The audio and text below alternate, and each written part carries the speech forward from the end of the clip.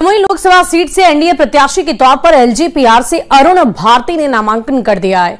अरुण भारती के नामांकन के बाद शहर के स्टेडियम मैदान में एक विशाल जनसभा आयोजित की गई, जिसमें चिराग पासवान के साथ ही डिप्टी सीएम सम्राट चौधरी, उपेंद्र कुशवाहा और मंत्री श्रवण कुमार सहित कई बड़े नेता शामिल रहे।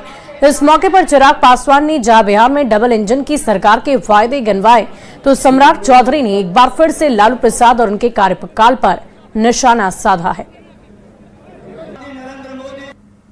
प्रधानमंत्री जी के लिए और ज्यादा हम बिहारियों को और ज्यादा महत्वपूर्ण इसलिए हो जाता है क्योंकि आज एक लंबे समय के बाद बिहार में डबल इंजन की सरकार है। जहां देश में एनडीए सरकार का नेतृत्व हमारे प्रधानमंत्री कर रहे हैं, तो वही बिहार में इस सरकार का नेतृत्व मेरे मुख्यमंत्री नीतीश कुमार जी कर रहे हैं। ये वही डबल इंजन की सरकार है जिन्होंने विभिन्न राज्यों को आगे की पंक्ति में लाकर खड़ा करने का काम किया। बगल में उत्तर प्रदेश को देखिए, किस तरीके से डबल इंजन की सरकार का लाभ उन राज्यों को होता है, उन राज्य के वासियों को होता है। डबल इंजन की सरकार को ताकत देना पड़ेगा, क्योंकि एक तरफ कोई दूसरा नहीं है साथी, एक तरफ ऐसे लोग हैं जिसने सत्ता में मुख्यमंत्री रहे तो चारा खा गए, और जब रेल मंत्री बने तो सरकारी नौकरी के बदले जमीन लिखवा दिया। तो ऐसे साथियों, इसलिए आप लोगों से यही आग्रह करूंगा कि बिहार पूरे तरह देश के यशस्वी प्रधानमंत्री जी के नेतृत्व में काम करे, और क्योंकि गरीबों का भलाई, गरीबों की चिंता करने वाला कोई प्रधानमंत्री बना, उसका नाम है नरेंद्र मोदी। और नरेंद्र मोदी जी ने साफ तौर पर कहा, जिसको 5 किलो अनाज मिलेगा उसको बिहार में आदरणीय मोदी जी और नीतीश कुमार जी का 5 लाख तक का इलाज करने के लिए भी हॉस्पिटल में व्यवस्था मिलेगा। तो बिहार में पहले चरण में 4 सीटों पर लोकसभा चुनाव होने हैं, जिसके लिए आज नामांकन खत्म हो गया है, जिसके बाद आज सभी उम्मीदवार और नेताओं का फोकस चुनाव प्रचार प्रसार पर है।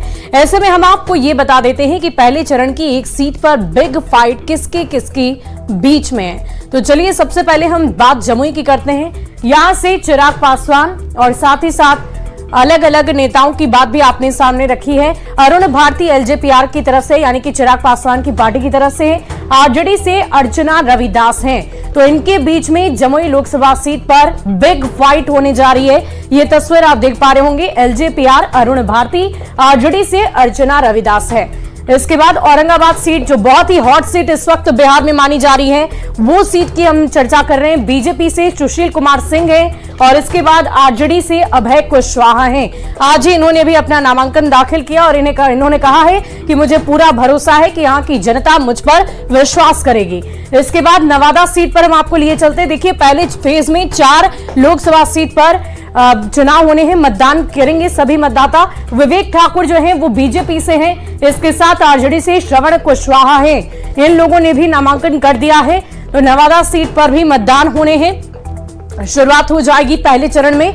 इसके अलावा गया सीट, वहां से जीतन राम मांझी हैं, हम प्रत्याशी जीतन राम मांझी एनडीए की तरफ से बनाए गए हैं। आरजेडी से कुमार सर्वजीत हैं। तो यहां पर भी कांटे की टक्कर देखने को मिलेगी। तो आप समझ सकते हैं कि ये 4 जो सीट है जिसमें पहले फेज में मतदान होने हैं, ये बहुत ही महत्वपूर्ण है। और ऐसे में सभी मतदाता जब अपने घरों से बाहर निकलकर अपने मताधिकार का प्रयोग करेंगे, तो देखने वाली बात होगी कि आखिर जनता इन लोगों में से किस पर भरोसा जताती है। ये तो वक्त ही बताएगा। लेकिन